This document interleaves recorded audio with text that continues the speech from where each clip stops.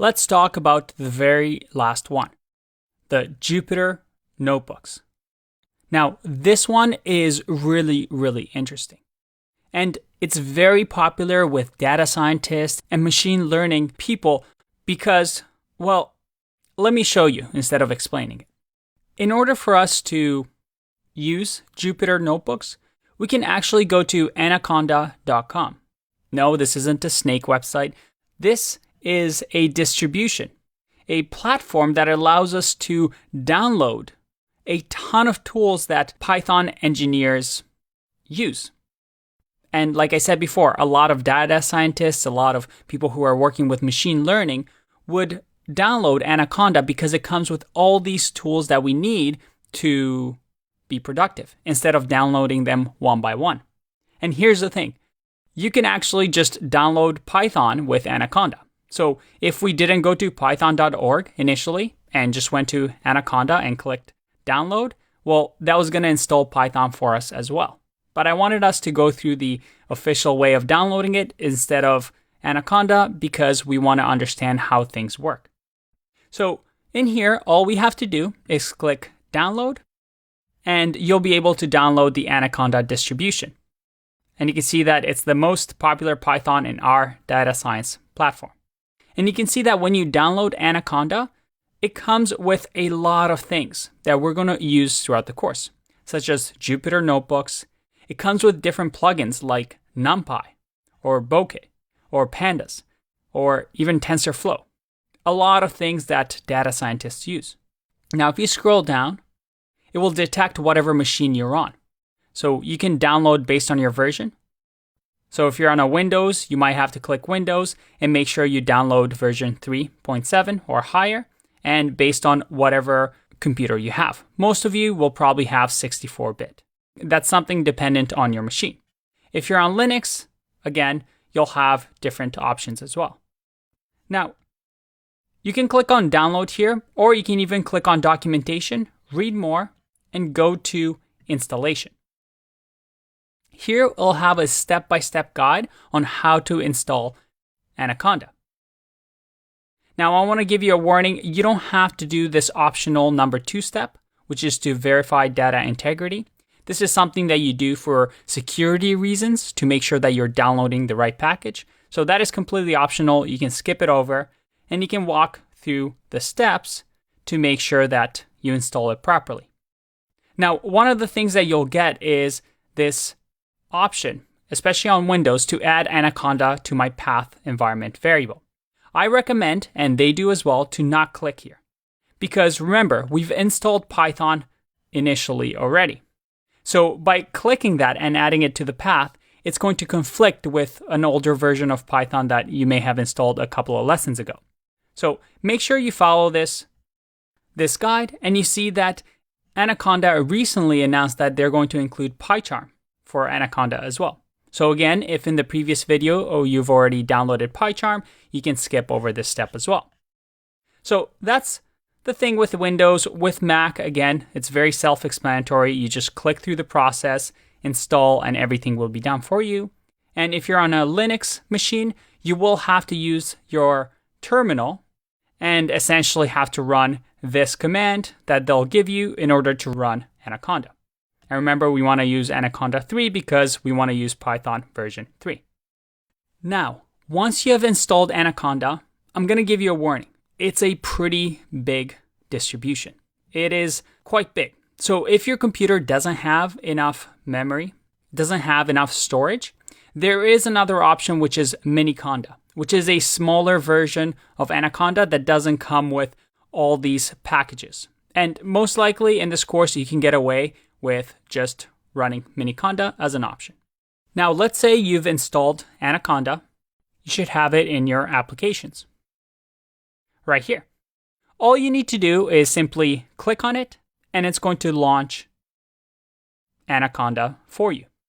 Now, it might take a little while just to get everything set up, but once it's on, look at that. You have the Anaconda Navigator, and you have a few things here that you might recognize, such as VS Code. You can actually install it through here. You can use things like Spider, another IDE like PyCharm. You can also have things like RStudio if you want to get into R programming and really focus on data science. But the one we're really interested in is the Jupyter Notebook. Jupyter Notebooks are extremely popular notebooks that if you're doing any sort of data science or machine learning with Python, you're for sure using. I love them, and you'll see why in just a second. Now, you might have to install this if it wasn't installed, but otherwise, once installed, you can just click on Launch, and let's see what happens. Did you see that? It opened up my browser, my default browser, and it took me to localhost 8888. Now, if this doesn't happen for you automatically, you might have to just type in manually into the browser, localhost 8888. But otherwise, it's going to open up this for me, which right now, if you look at it, we're in our desktop. I can open my Python files if I want to. If I click on them, look at that. I get my Python files that I can edit and type things into. But this isn't really why we want to use Jupyter Notebooks. Instead, we want to create a new Jupyter Notebook. I'm going to click on New and make sure that we select Python 3. Once I click on Python 3, we get a new Jupyter Notebook. And this notebook, which is untitled, we can just name it My First Notebook. I'm going to rename and check this out. If I go to my desktop, I have some folders here. I have a hidden folder, which is the checkpoints folder, which is Jupyter Notebooks keeping track of my files. And then I also have my first notebook.ipynb. This stands for IPython Notebooks, which is what Jupyter Notebooks used to be called. As you notice, they are not .py Python files. There's a special type of file, the IPython Notebook file, which can be opened with Jupyter Notebooks. Now, the reason we have a browser here is that Jupyter Notebooks needs a GUI, or graphical user interface, for us to write this. It's not a code editor where we have the code editor screens. Instead, it's using the browser to allow us to run this program. Even though it's using the browser, though, you're able to run this offline. So if you're on an airplane, you can still run your Jupyter Notebooks and practice coding. Now, the way Jupyter Notebook works is using these cells. So these cells I can print, or I can write different code in Python. So if I do this, I can click Run, and look at that. Right away, it gives me the output. And now I have a second cell where I can say, let's say 4 plus 5. If I run this, look at that. I run a different cell with a different output. Now, instead of us always constantly running run, we can also just use the shortcut Shift and Enter to actually run the code. So let's say, for example, we're doing is 5 greater than 4. I can run Shift Enter, and it gives me the answer right away. Now, the beauty here is that it's almost like creating notes for yourself, right? I'm able to run different cells, see different outputs, get immediate response to my code instead of in a code editor or an IDE where I had to write everything in one file and everything ran at once. And as we get into machine learning and data science and data visualization, we'll actually see that we use Jupyter Notebooks because they're so easy to visualize these results. Now, one other thing with Jupyter Notebooks that is really, really nice is this idea of the notebook, where instead of just always having code, which you can see over here, if I click on the drop-down menu and click Markdown, I can now type text like, this is my first Python or Jupyter Notebook. And I can write different sort of notes here. And once done, I can do Shift Enter, and look at that. I have my notes in this book.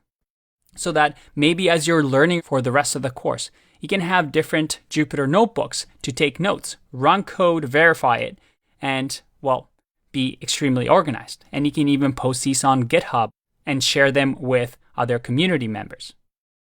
And all we have to do now is, well, it automatically saves.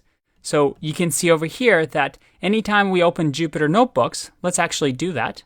I'm going to close this as well. Yes, let's quit. I'm going to open Jupyter Notebooks one more time. By clicking on Anaconda, it's initializing, takes a bit of time, but eventually I can launch my Jupyter Notebook. Again, it's going to open up my Jupyter Notebook on localhost. You'll see over here that the localhost has changed to 8889. So that may happen if, for example, localhost 888 is already taken. But if I click here on the Jupyter Notebook, remember the IPython notebook, I go back to my Jupyter Notebook with all my text, all my files. How cool is that? And by the way, going back to this localhost, the reason that this is actually still taken is, well, if you look over here, I have 2 terminal windows because I technically didn't close the session or the server from last time. So because I did that, Anaconda automatically said, oh yeah, localhost 8888 is already taken, so let's just increase the number to 8889.